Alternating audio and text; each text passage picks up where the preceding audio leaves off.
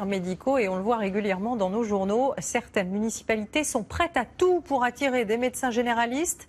D'autres ont décidé de parier sur la téléconsultation. Pour la première fois en France, un centre va ouvrir ses portes lundi dans une petite commune alsacienne. Le concept est simple, le patient et le médecin se parlent par écran interposé. À Oberbrück, dans le Haut-Rhin, Raphaël Tacquart et Julie Roth. Dites-moi, avec vos propres mots, qu'est-ce qui vous arrive? Quelques questions de routine. Depuis combien de jours? Pour une consultation peu ordinaire. Et le rhume a commencé avant la toux.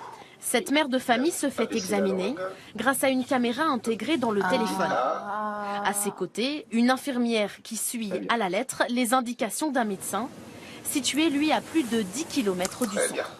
On a pu contrôler correctement l'auscultation pulmonaire, puisqu'elle se plaignait d'une toux, pour être sûr qu'elle n'a pas un début de bronchite ou de pneumonie, que ce soit pas plus grave, les bruits cardiaques, les constantes. Respirez fort. La téléconsultation peut encore aller plus loin. Il est possible par exemple de faire une échographie. L'infirmière a tous les instruments médicaux nécessaires sur place. Avec cette sonde, elle peut donc détecter des anomalies comme par exemple une appendicite ou des calculs rénaux. Des images que le médecin voit directement de son cabinet et de là, il peut donner son diagnostic. Dirigé vers un spécialiste ou mis sous traitement, le patient ressort avec l'ordonnance. Coût de la consultation, 23 €, comme une visite médicale classique. Il y a des horaires, on y va, il n'y a pas de rendez-vous.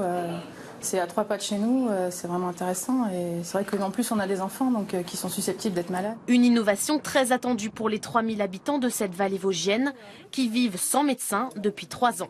On a quand même une population de beaucoup de personnes âgées, donc on a trouvé cette solution de télémédecine en attendant de trouver un vrai médecin. D'ici l'année prochaine, 2 autres centres médicaux de télémédecine seront mis en service dans le département.